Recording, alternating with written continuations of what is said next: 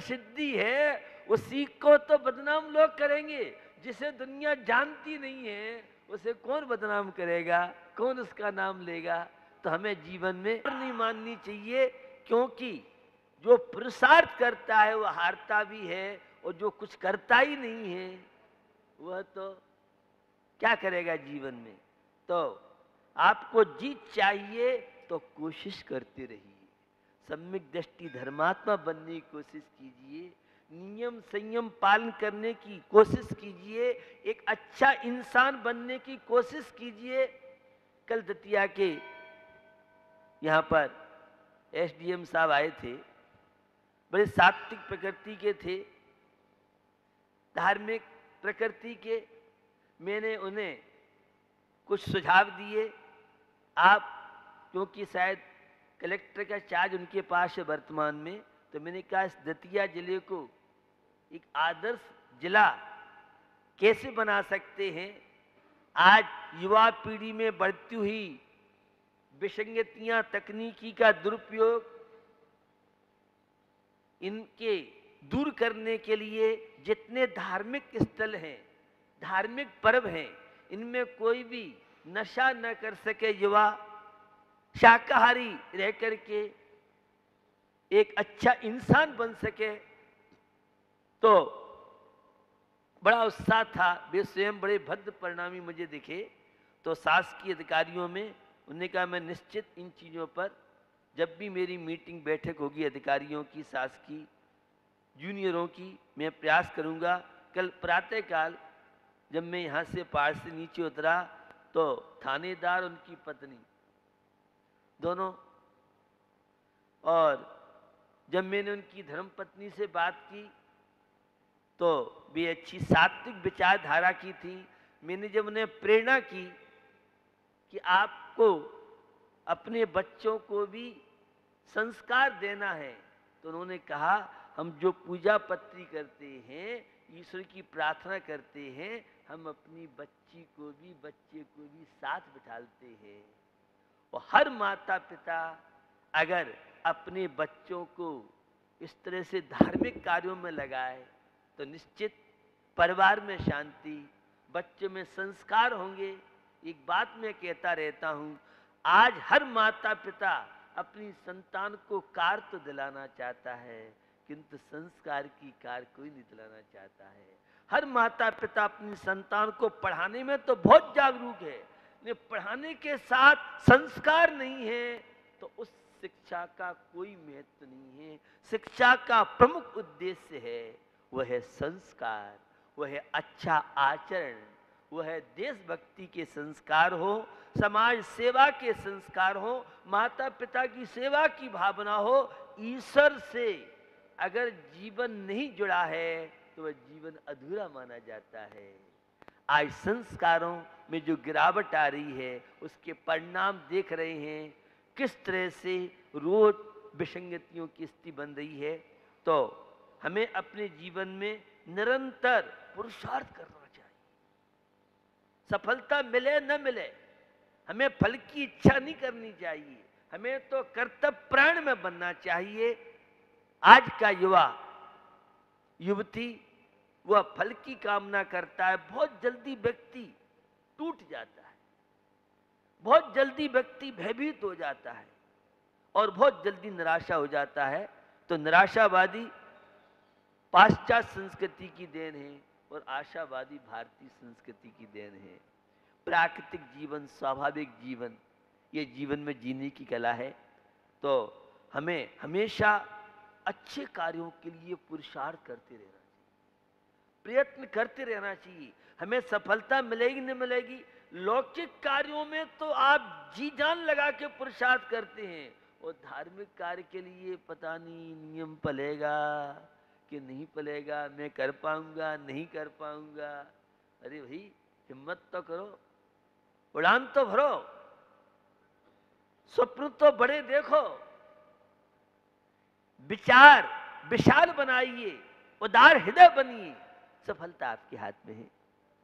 तो आप सब शुद्ध चित्त सोनागिर में दर्शन के लिए आए हैं, निश्चित अपनी सुप्त चेतना को हम जगाएं और निर्विचिकित्सा अंग के माध्यम से हम एक अच्छा इंसान बने।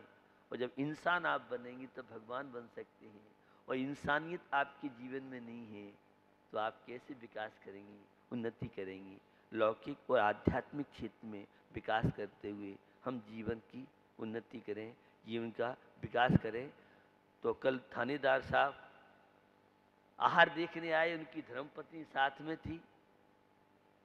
वो कह रहे थे हमने तो कभी साधुओं का आहार देखा नहीं है, वे आपकी तरह जैन नहीं थे, लेकिन आस्था श्रद्धा।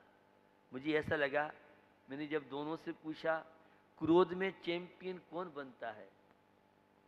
क्रिकेट में तो चैंपियन आपने बहुत सुने होंगे, आजकल क्रोध करने में अहंकार के भी चैंपियन बन रहे हैं। तो उन्होंने कहा हम लोग तो सात्विक विचारधारा के हैं, आपस में हम लोगों का बहुत तालमेल है और हमारा जो बच्चा और बच्ची है वो उसे भी हमने ऐसे संस्कार दिए हैं कि वो आज की इस भौतिक दुनिया से प्रभावित न होता हुआ भारतीय संस्कृति से जीवन व्यतीत कर सके। हर माता पिता का दायित्व बनता है, अपने बच्चों को धार्मिक संस्कार आप दोगे तो जीवन में शांति मिलेगी। रत्नकुंड श्राव का 4 अत्यधिक महत्वपूर्ण ग्रंथ है और जैन दर्शन में पूर्ण पापों का त्याग करके जो साधना करते हैं वे वीतरागी संत के नाम से जाने जाते हैं। और जो आंशिक रूप से पापों का त्याग करते हैं उन्हें सद्गस्त सम्यक दृष्टि धर्मात्मा के नाम से पुकारते हैं। पारिवारिक जीवन में रहते हुए आप कैसे आत्मिक शांति का अनुभव कर सकते हैं, कैसे जीवन में समता रख सकते हैं, इन सब प्रसंगों को लेके आचार्य समंत भद्र स्वामी ने रत्नकुंड श्राव का 4 ग्रंथ में बहुत तरह के ऐसी सुक्तियां दी, जीवन जीने की राह दिखाई जो सर्वत्र सहज से प्राप्त नहीं हो पाता है। यहां सम्यक दर्शन का प्रसंग और आज विश्वास की बहुत बड़ी कमी होती जा रही है। आत्मविश्वास के अभाव में कोई भी किसी क्षेत्र में सफल नहीं हो सकता है। इसलिए जीवन की सफलता के लिए विश्वास चाहिए। किसी भी लौकिक क्षेत्र में विकास करना है, समर्पण चाहिए। सम्यक दर्शन शरीर से आत्मा भिन्न पर द्रव्यंते भिन्न आत्मा सम्यक तो भला है। उस सम्यक दर्शन के लिए हमारे आचार्यों ने कुछ विशेष व्यवस्थाएं दी हैं और वह है 8 अंग। निशंकित अंग है, शंका नहीं करना। निकांक्षित अंग है, भोगों की कामना नहीं करना, धार्मिक क्रियाएं करते हुए कर्तव्य मान के करें। निर्विचिकित्सा अंग, दीन दुखी गरीब रत्नत्रय के धारी उनसे गिलानी नहीं करना। और आज चौथा अमूढ़ दृष्टि नाम का अंग है। अज्ञानता इस विलासी युग में पग पग पर है। भौतिकता का प्रभाव और सम्यक ज्ञान से बढ़ती हुई दूरियां हमें जीवन में आनंद नहीं लेने दे रही हैं। इसलिए मूढ़ दृष्टि माने अज्ञानी और अमूढ़ दृष्टि जो अज्ञान से ऊपर उठ जाए। तो एक कार्य के द्वारा चर्चा को आगे बढ़ाऊं। का पथे पथ दुखानाम का पतेस्तेप्य सम्मति असंप्रक्तिरनुत्कीर्ति रमूढ़ा दृष्टरोच्यते। मिथ्या दर्शन, मिथ्या ज्ञान, मिथ्याचार, ये संसार भ्रमण का कारण जहाँ है, वहीं में जनरल भाषा में जो रोगी बनाए वो मिथ्यात्व है, अधर्म है, पाप है, व्यसन है, कषाय है। और जो स्वस्थ बनाए वह धर्म है, वह धर्मात्मा का जीवन। तो हमें यह जीवन मिला है, मिथ्या दर्शन आदि जो खोटा मार्ग है उससे हम अपने आप की रक्षा करते हुए कुदेव, कुगुरु, कुधर्म आदि है, ऐसे मिथ्या मार्ग से ऊपर उठ करके हम मन वचन काय से इनकी प्रशंसा न करें और अपने वीतराग प्रभु की जिन वाणी और वीतराग के मार्ग का अनुकरण करने वाले ऐसे दिगंबर साधुओं के माध्यम से अथवा श्रमणों के माध्यम से अपने जीवन को हम उन्नतशील, महान बना सकते हैं। आज अज्ञानता के कारण किस तरह से व्यक्ति अपने जीवन में अशांति का बोझा ढो रहा है, तनावों का शिकार बनके और जीवन की शांति से दूर होता जा रहा है। सबको मालूम है हम अकेले आए हैं, अकेले जाएंगे। ये पंक्तियां भूदरदास जी के शब्दों में आपको याद दिलाना चाहता हूं। आप अकेला अवतरे, मरे अकेला हो, यूं कब हूं या जीव को साथी सगान को। अगर ये पंक्तियां समझ में आ जाए तो बहुत तरह की समस्याएं आपके जीवन में सहज में हल हो सकती। हम अकेले आए हैं, अकेले जाएंगे। और पुण्य का फल, पाप का फल यह व्यक्ति अकेला ही भोगता है। ऐसा नहीं है पाप कोई करे फल कोई भोगे, और अपनी अपनी करनी का फल तो भोगना पड़ता है। संत तुलसीदास जी के चौपाई रामायण की आप सबको याद दिलाता हूं। कर्म प्रधान विश्व कर राखा, जो जस करे सो तस फल चाखा। पुण्य और पाप का फल ये व्यक्ति स्वयं भोगता है, और पाप तो हंस हंस के करता है, और जब उसका फल मिलता है फिर नीली छत्ती वाले की याद आती है, फिर परमात्मा की हम याद करते हैं, हम गॉड और ईश्वर को याद करते हैं। भैया, जो आपने जैसे बीज बोए हैं फसल तो वैसी मिलेगी आपको। अब पाप का बीज बो करके और सुख और शांति की फसल आप प्राप्त करना चाहें तो कैसे संभव है। इसलिए हमें अपने जीवन में पापों से बचने का प्रयास करना चाहिए। और यह है जिनेंद्र प्रभु की वाणी, यह तीर्थंकर प्रभु की वाणी, यह मोक्ष मार्ग, यह आध्यात्मिकता की चर्चा, आध्यात्मिक जीवन संवर और निर्जरा के द्वारा एक भव्यात्मा किस तरह से अपने लक्ष्य को प्राप्त करता है।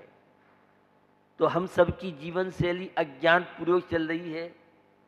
हमें क्या करना चाहिए, क्या नहीं करना चाहिए, क्या खाने योग्य, क्या नहीं खाने योग्य है।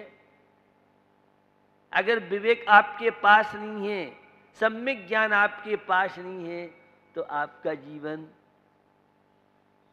अशांति से, तनाव से, समस्याओं से गुजरेगा। समझें धर्म के रहस्य को, समझें परमात्मा की महिमा को।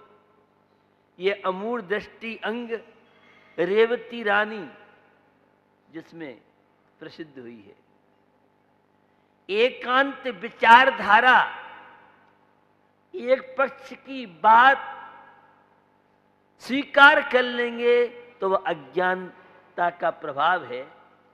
और आप आलोचना पाठ में भी पढ़ते हैं, विपरीत एकांत बिन के संशय अज्ञान कुने के। ये मिथ्यात्व क्या है? अज्ञान। विपरीत मिथ्यात्व भोगों में सुख मानना, वैभव से शांति की खोज करना। भैया रुपया पैसा वैभव में अगर शांति होती तो आज विश्व का सबसे बड़े पैसे वाला बिल गेट है और वह भी शांति की खोज में है। एक से एक बड़े बड़े उद्योगपति, सब कुछ है, शांति नहीं है। भैया बिना अंक के जीरो का क्या महत्व है? अगर अंक के साथ एक भी जीरो है तो महत्वपूर्ण है। उसी तरह से धर्म के साथ जो जीवन व्यतीत किया जाता है वो शांति, प्रसन्नता, स्वस्थता का कारण बनता है। तो हम इस अज्ञान से ऊपर उठें, हम समझें कि शांति मिलेगी तो धर्म के माध्यम से, शांति मिलेगी तो पंच परमेष्टि की भक्ति के माध्यम से, शांति मिलेगी तो तप, संयम, त्याग के माध्यम से शांति मिलेगी। सुख बाहर नहीं है, सुख तो तेरे अंदर है। अपने घर को देख बाबरे, सुख का जहां खजाना है, क्यों पर में सुख ढूंढ रहा है, क्यों पर का दीवाना है, क्यों पर का दीवाना है। सुख बाहर नहीं है, सुख तो तेरी अंदर है। और हम सुख खोजते हैं टीवी में, हम सुख खोजते हैं फेसबुक में, हम सुख खोजते हैं इंटरनेट में, हम सुख खोज रहे हैं व्हाट्सएप में, हम सुख खोज रहे हैं टीवी के चैनलों में।